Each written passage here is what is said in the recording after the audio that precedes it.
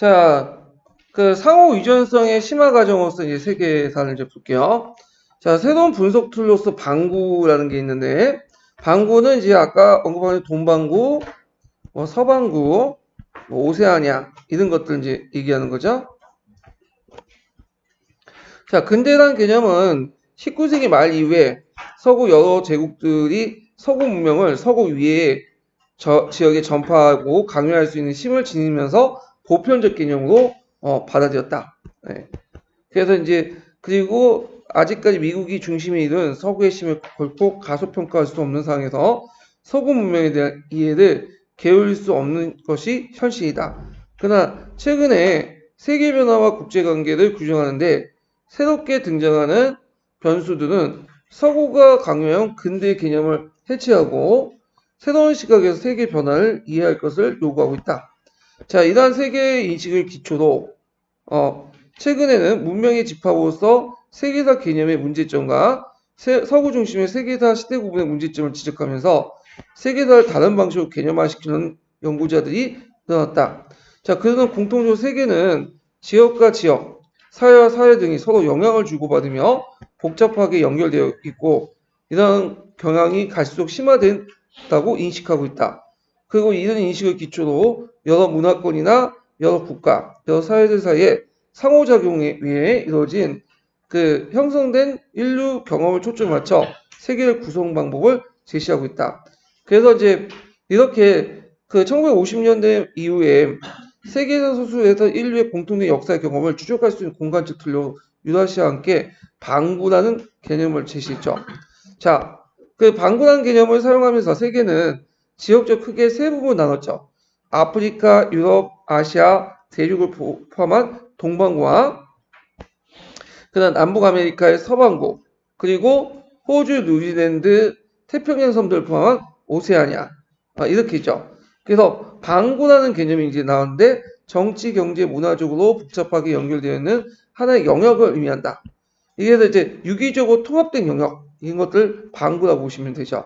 그래서 방구를 역사 연구의 개념적 틀로 설정하는 경우 역사 이해에 대해서는 방구 내의 비슷한 발전 정도로 보인 개별적인 문명이나 국가적 발전이 아니라 방구 차원에서 문명이나 지역이 서로 연결되면서 펼쳐진 역사 사건이나 양상이 된다.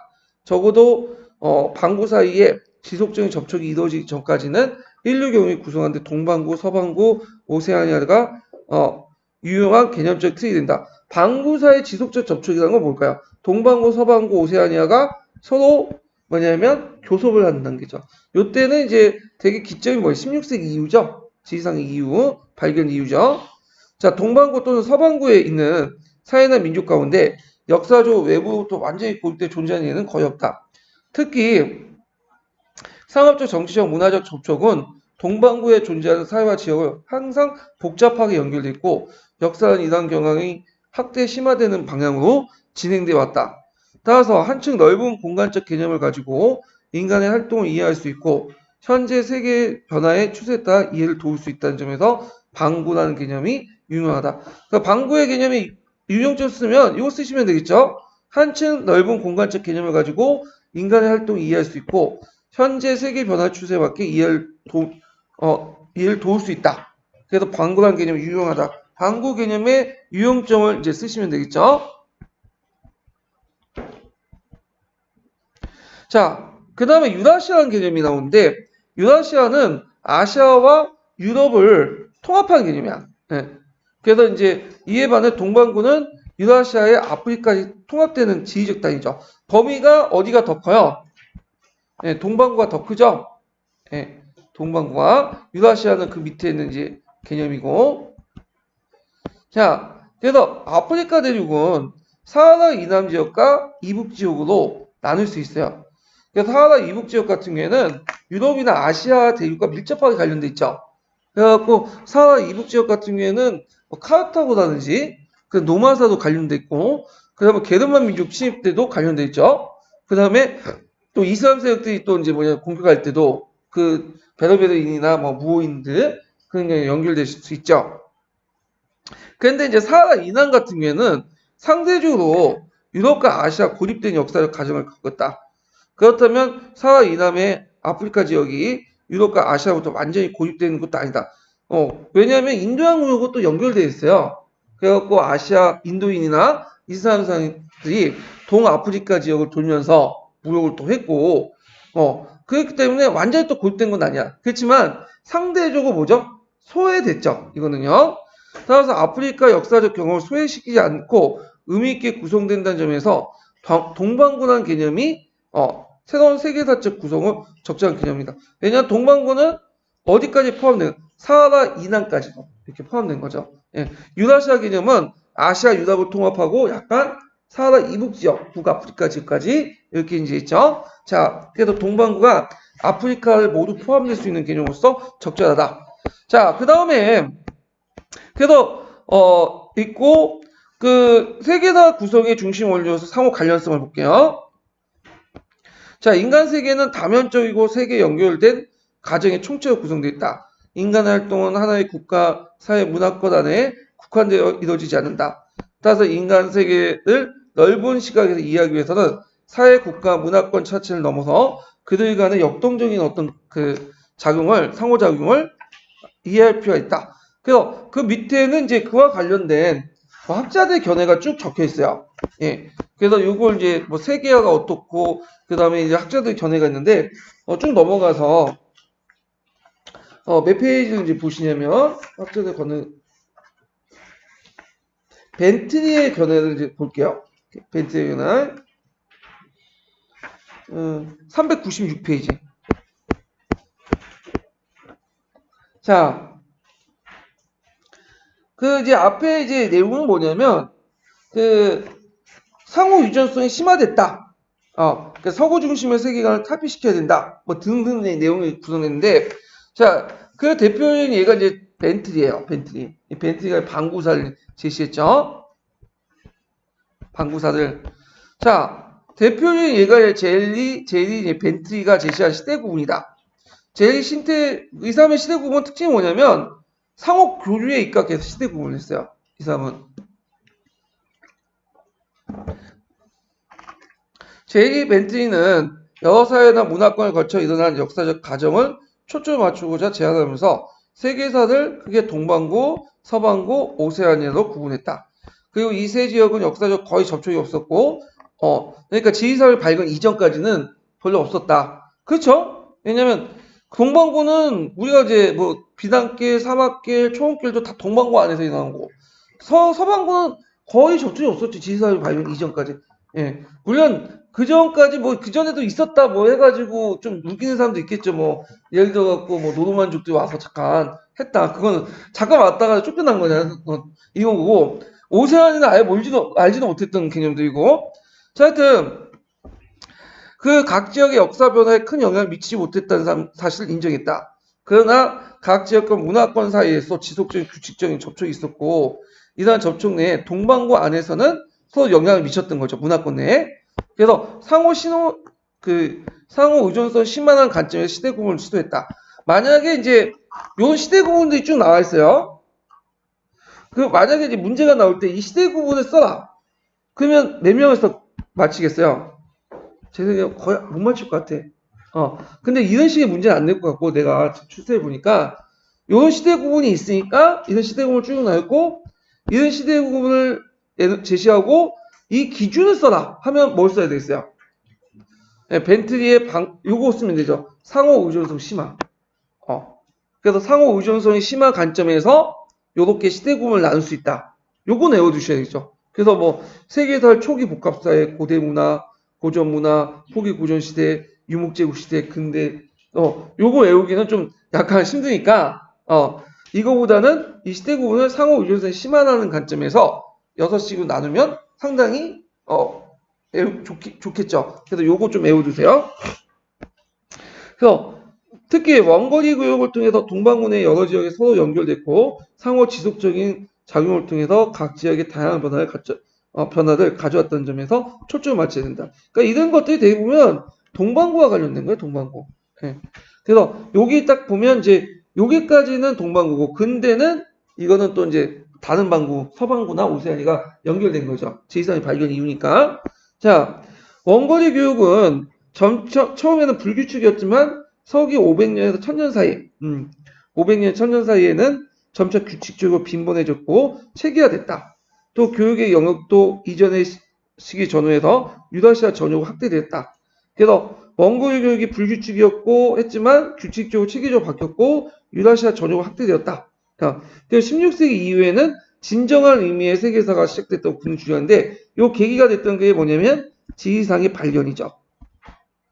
그래서 이 사람도 종전의 서구 중심적 세계관을 비판했다고 해서 이런 것들 유럽 중심의 어떤 일체화적 지구사를 뭐냐면 비판했지만 좀 한계가 있죠. 뭐야? 16세기 이후에 잡았잖아. 그래서 이때 진정한 의미의 세계사. 이거는 은근슬쩍 이제 서양 중심의 세계사예요. 그래서 아직 좀 한계가 있긴 있어. 이 사람도 관점이. 그래서 이제 이 사람에 대한 이제 내용이 있는데, 자, 이처럼 벤틀리는 동반구를 중심으로 지역 간의 상호작용을 확대되어 상호 의존성이 심화, 발전한 모습이 부각시키는 방식으로 시대 구분했다. 자, 이러한 시대 구분은 상호 의존성의 증대라는 현재의 그 세계 변화를 세계사 서술에 투영하면서 동시에 동반구에 존재했던 다양한 민족과 지역 간의 경험과 시대 구분을 반영해 인류사 전개를 큰 그림 제시하는 데 의미가 있다. 이게 뭐냐면 이 시대 구분의 의미죠. 상호 의존성에 입각한 시대 구분의 의미를 쓰다가면 요거 쓰시면 되겠죠. 시대 구분의 의미. 자, 그 다음에 지역과 상호작용을 중시하는 세계사를 구성하는 방법의 장점 가운데 하나는 세계의 다양한 민족과 문화가 세계사적 전개 과정에서 어떻게 참여했는지 이해할 수 있다는 점이다. 그런데 16세기 이전에 세계사는 동반구를 중심으로 이해했기 때문에 서방과 오세아니아 역사가 소외될 가능성이 있다. 그래서 이들 지역의 역사를 세계사에 어떻게 의미 있게 다룰 것인지 문제는 앞으로 숙고될 것이다. 자, 요게 벤트의 방구사의 시대구는 요게 뭐겠어요? 부분점. 문제점이죠. 누구 중심이죠? 동반구죠. 그래서 서방구하고 오세아니아는 소외됐잖아요. 요것도 같이 기억을 해두시는 게 좋을 것 같아요.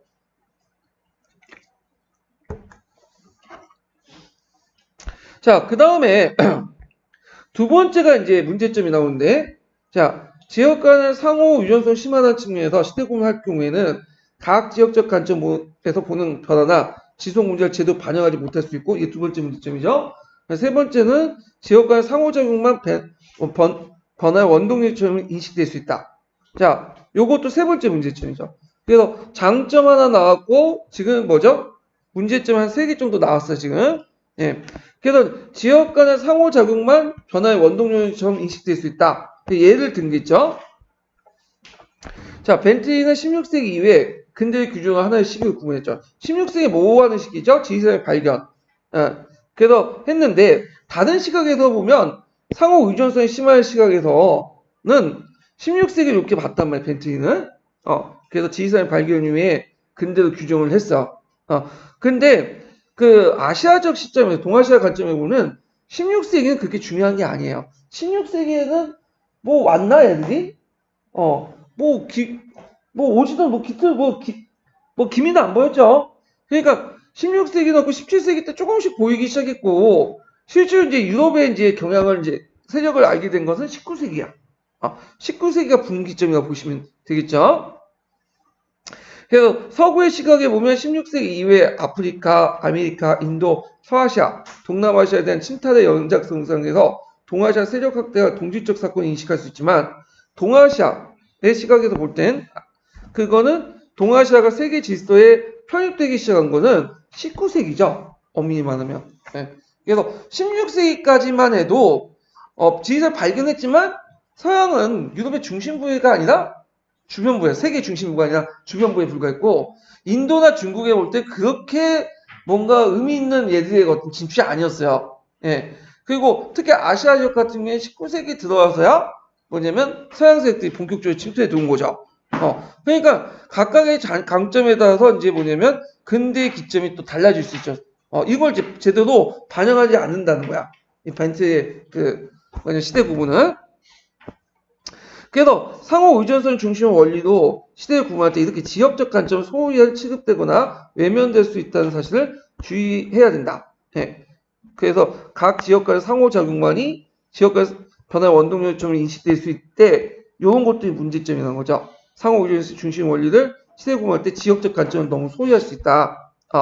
그래서 그 상호작용을 원동력만 보면 지역마다 다르기 때문에 서구는 16세기, 동아시아는 19세기니까 지역적 관점이 소홀될 수 있다. 예. 이 점은 벤트리가 경계하고 하고 있다. 따라서 각 시대의 지역적 발전이 지역적 시각에 재조명될 필요가 있다. 이렇게 보면. 그래서 정리해서 말하면 상호 의존성, 시대 구분의 상호 의존성, 그 순서 있죠. 순서까지는 암기하기 좀 힘들더라고. 뭐죠? 그게 있구나 정도 인식을 하셔야 돼. 그리고 그 기준이 뭐다? 상호 의존성의 심화. 이렇게 인식을 하고, 그 다음에 요 근대로 넘어가는 그 기점이 16세기로죠. 지리산 발견. 그렇지만, 이렇게 있다는 거, 벤트가 이렇게 주장했고, 그 시대 구분의 뭐죠? 장점, 의미, 요거 외워두셔야겠죠? 그 다음에 그 시대 구분의 문제점도 있죠. 그래서 문제점은 세 가지가 있다고 했죠? 그래서 그 세 가지도 암기해 두셔야 돼요. 그래서 이제 있고, 그 다음 지역 간 상호작용 변화의 원동력은 아까 각 지역마다 뭐냐면 다르기 때문에 여기만 초점을 맞출 경우에는 각 지역적 어떤 관점이 소홀될 수 있다. 요것도 같이 이해를 해 주셔야 될 것 같아요. 그래서 그 장점 하나, 단점 3개 꼭 외워두세요. 그 기준하고 제 생각에 나올 것 같아. 이게 딱 느낌이 더 딱딱 떨어지거든요. 요 최근에 또 교과서도 교육과정 부분도 여기 좀 부각이 되고 있어요. 지금 한동안 이제 박근혜 때는 또 무시당하고 있다가 간접적공만. 그래서 박근혜 때는 별로 안 나왔잖아. MB 때는 별로 안 좋은 것 같아요. 얘네들이. 예. 그러다가 최근에 이런 것들이 이제 부각이 되고 있다. 자, 그러면 자 고등학교 세계사 내용 구성방의 간접적 접근 방법 보죠. 간접 접근방은 고등학교 세계사 내용을 구성하는데 유용한 툴이 될 수 있다. 자, 특히 하나 이상의 사회와 문화권에 관련된 상호 관련성을 중심 원리에서 간접 접근 방법의 원리 쓰다면 상호 관련성의 중심 원리 이거 쓰시면 돼요. 이거 예전에 기출에 나왔던 거죠. 08년 기출문제 암기해 두세요. 세계사 주제를 선정하고 내용을 구성하면 우리나라의 세계사 내용 구성에 몇 가지 문제점을 해결할 수 있다. 그래서 아까도 얘기했던 첫째, 둘째, 셋째, 넷째 이렇게 쭉쭉 나오면 어떻게 해요? 꼭 암기해 두셔야죠. 예. 그러면 그 내용을 이제 보면 첫째, 자 세계사 교육의 서구 중심성을 극복할 수 있다. 예. 그래서 우리나라 세계사 교과서는 16세기 이후의 근대 문화의 창조와 전파의 중심지를 서유럽을 되게 중시 여겼죠. 그래서 지금도 지금 세계사 교과서 보시면 16세기 이전에는 문화권 중심이죠. 그러다가 나중에 16세기 이후는 주제 중심으로 넘어가. 근데 그 주제라는 것도 뭐예요? 서양에서 일어난 사건들, 뭐 자유주의, 민족주의, 제국주의 이런 걸 중심으로 해갖고 그와 연결돼서 이제 다른 나라 역사를 기술한단 말이에요. 예. 자, 그래서 이제 세계사의 서유럽의 하락을 매우 강조하고 있다. 그런데 역사적으로 한 지역 또는 한 사회에서 발전된 기술과 창조된 문화가 다른 지역 사람들의 삶에 크다는 변화를 가져왔던 예는 근대 이전 시기에도 많이 볼 수 있다. 왜냐면 근대 이후에 서유럽에만 영향을 미친 게 아니라 근대 이전에도 그런 변화들이 되게 많았다는 거죠.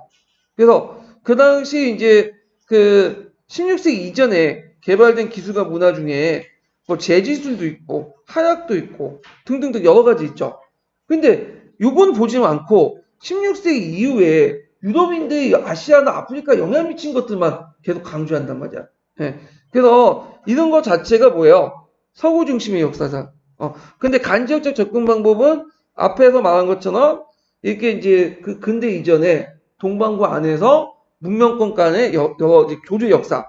그러니까 중국의 하약과 나침판, 활자 발목품이 전 세계에 퍼진 것 같은 그런 것들을 이제 뭐냐면 강조할 수 있죠. 뭐 등등등등 이렇게 이제 해서 이런 서유럽의 중심의 역사관을 좀 극복할 수 있는 어떤 그 계기를 마련해 주셨다. 이런 내용들이 있어요.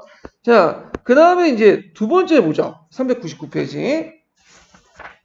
두 번째는 뭐냐면 상호 관련성의 주제 선정 원리를 이용하면 모든 지역에 벌어진 대부분의 사건을 사가사에서 다룰 부담감에서 벗어날 수 있다. 그래서 예전에 이제 그 세계사는 문명권 단위, 국가 단위로 했다 보니까 뭐예요? 국가 단위로 하다 보니까 이게 하나하나 다 다뤄야 돼. 학습 내용이 어떻게 될까? 증가될 수밖에 없죠. 부담이 돼. 그러니까 애들이 세계사를 싫어해. 세 개 맞으면 이제 다행이라고 세계사가 맞아. 예. 그래갖고 제가 지금 작년까지 중학교 3학년 했다가 올해 이제 고등학교 3학년으로 점프를 했어요. 그래갖고 지금 고3 가르치고 있는데 너무 편해. 애들 1학기 때부터 조심하더라고요. 예, 조심하고 막 눈치를 보기 시작해. 왜냐면 내가 이제 그게 가지고 있잖아. 수행평가. 가지고 있고 나한테 약간 눈을 밖에 나면 자기 대학 가는데 좀 지장이 되니까 아주 편하게 지금 하고 있어요. 예. 근데 이제 여기에서 얘들이 이제 막상 이제 수능에 내신이 아니라 수능에 선택할 때 세계사는 별로 선택 안 해. 그래서 사회문화나 뭐 윤리 뭐 이런 거 있죠. 이런 거나 선택하고 있어. 그래서 한 반에 한두 명 있을까 말까? 예, 그래가지고 하여튼 왜 선택을 안 하냐? 너무 많아. 암기할게. 거기다 중학교 때 제대로 배워갔으면 되는데 중학교 때는 내가 보니까 중3 딱 가니까 세계사 거의 안 나갔어요. 한국사하고 딱 끝나더라고. 그리고 세계사는 나가도 고대 많이 나가 중세 초반기 때? 그러니까 애들 몰라. 그러니까 그 모든 상태에서 세계사 또 고등학교 배우니까 안 되는 거지 그게. 예. 그래서 이런 것들. 그런데 이제 이렇게 있고 또한 이제 한 문화권의 역사를 연대기적 관점에서 서술하다 보면 의미 없는 왕조의 이름이나 제도의 이름 이런 것들 교과서에 많은 부분을 차지할 수 있죠. 그래서 그러다 보니까 또 있고 또 너무 많은 생소한 용어들 또 어렵다는 인식들 내용도 많지 왕조나 제도 이름도 많지 그 다음에 생소한 용어도 많지 그러다 보니까 뭐야 공부량이 늘어나고 그러다 보니까 어떻게 돼 있어요? 세계에서 선택 안 한단 말이야. 네. 그래서 이제 문제점이 있는 거죠. 자, 그래서 세 번째를 보죠. 세 번째. 셋째는 지역을 달리하여 일어나는 사건들 사이의 관련성 또는 인간성을 이해하고 변화된 커다란 양식을 파악하는 데도 문화권적 접근방보다도 간접적 접근방법이 효과적이다. 자, 예를 들어서 화학 제조 기술이 중국 내에 머물지 않고 세계 여러 나라 지배에 전파되어 각 지역의 변화를 가져왔고 이런 변화를 설명하는데 간접적 접근 방법이 문화권적 방법보다는 더 효율적이라는 걸 알 수 있죠. 이게 세 번째 내용이고요. 마지막 보죠. 마지막.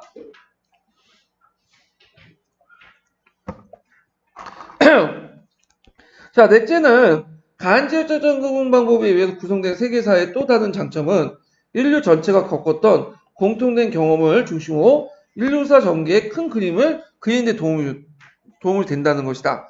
그래서 이러한 공통된 경험은 다시 비교사적 관점에서 지역별을 비교하고 분석하며 다면적으로 다양한 경로와 세계사 전개 과정을 이해하는 데 도움이 된다. 자, 그 예를 든 게 이제 주 밑에 있죠. 그래서 청동기나 철기 제조 기술이 동반구의 전체 확대하는 과정. 그 다음에 헬레니즘 시기의 미술적 영감이 유럽과 중국에 비롯한 동아시아에 퍼졌던 관점. 그 다음에 몽골 세력이 그동안 접촉이 없었던 동반구 여러 지역의 정치, 경제적을 어떻게 연결시켜 거대 제국으로 발전하는 과정 등등 이렇게 있는데 이렇게 큰 그림을 그릴 때 보조적으로 뭐가 필요하다? 비교사적 관점이 필요하다는 거야. 그러니까 큰 그림을 그릴 때 각각의 그 영향을 받은 거는 공통점도 있을 거 아니에요? 예, 그렇지만 또 차이점도 있겠죠. 자, 예를 들어 뭐 헬레니즘 시기 때 그 여러 가지 미술 양식이 그 유럽이나 중국, 뭐 인도에 퍼져나갈 때 공통적으로 영향받은 것도 있겠지만 뭐예요? 차이점도 있겠죠. 그래서 비교사적 관점을 보조를 해줘야 된다. 그래서 나중에 이제 뒤에 좀 얘기하겠지만 그 간접 접근 방법에 문제점도 있어요. 문제점도. 근데 그 문제점을 보완하기 위해서 채택하는 방법이 두 가지가 있죠. 하나가 그냥 비교사적 방법이야. 그 다음에 문화권적 방법. 그거 외워두세요. 예. 자, 그래서 이제 이런 예를 들면서 네 가지 정도 예를 들고 있어요. 그래서 그 장점 꼭 외워두세요. 뭐 구체적 예문을 못 외워두더라도 여기 줄친 부분 있죠, 지금. 첫째, 세계사 교육의 서구 중심적 극복을 도움이 된다. 요거 관련된 내용 밑에는 그냥 읽어보시면 되고, 그 다음 두 번째 뭐겠어요? 두 번째는 상호 관련설 주제도, 주제 선정 원리를 이용하면 모든 지역에 벌어진 대부분 세계사를 다할 부담에서 벗어날 수 있다. 이런 것들. 세 번째로는 지역을 달리하여 일어난 사건들 사이의 관련성 또는 인과성을 이해하고 변화의 커다란 양상을 파악하는데 문화권적 방법보다는 간지역적 접근 방법이 효과적이다. 특히 이제 그 간지역 접근 방법은 문화권적의 문제점을 극복하는 과정에서 나왔어요. 요거 또 연결시켜서 보시면 되고. 네 번째는 간지역적 접근에 위한 구성된 세계사는 인류 전체에 겪었던 공통된 경험을 중심으로 인류사의 전개의 큰 그림을 그리는데 도움이 되고 그 다음에 이때 비교사적 관점이 같이 해줘야 된다. 이 내용도 있어요. 자, 그러면 이제 여기 장점만 있는 게 아니라 뭐도 있죠? 문제점도 있죠. 이번에 문제점이 나왔죠. 문제점. 물련까지가 이제 문제점이에요. 물련.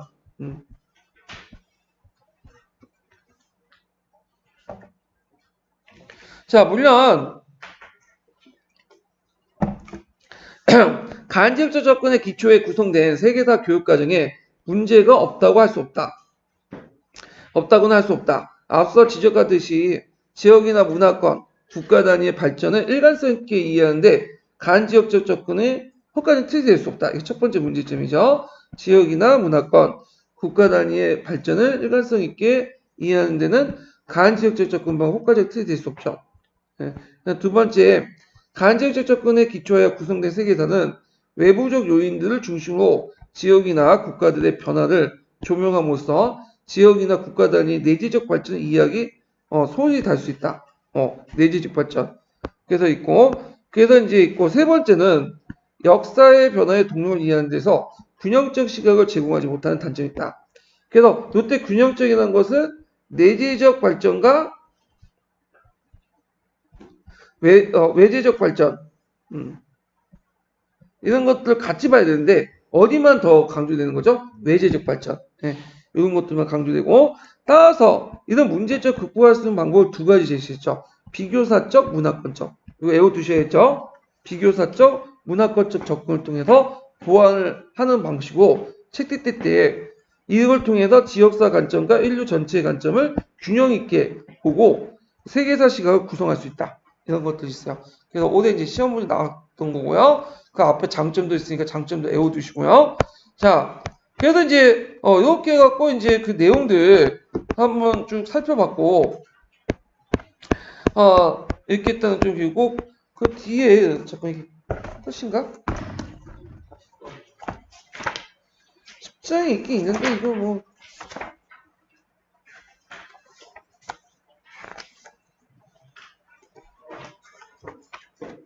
이게 몇 페이지야? 네. 10장이 세계사 교육의 타자 있긴데 뭐 근대화가 어떻고 뭐 중중중 있는데 요거는 그냥 읽어보시는 게 좋을 것 같아요. 그냥 각각. 예. 그래서 요 정도에서 이제 끝나긴 하죠. 여기는요. 갈색 책은. 자, 그래가지고 이제 갈색 책 끝나고 검은 책으로 넘어갈게요.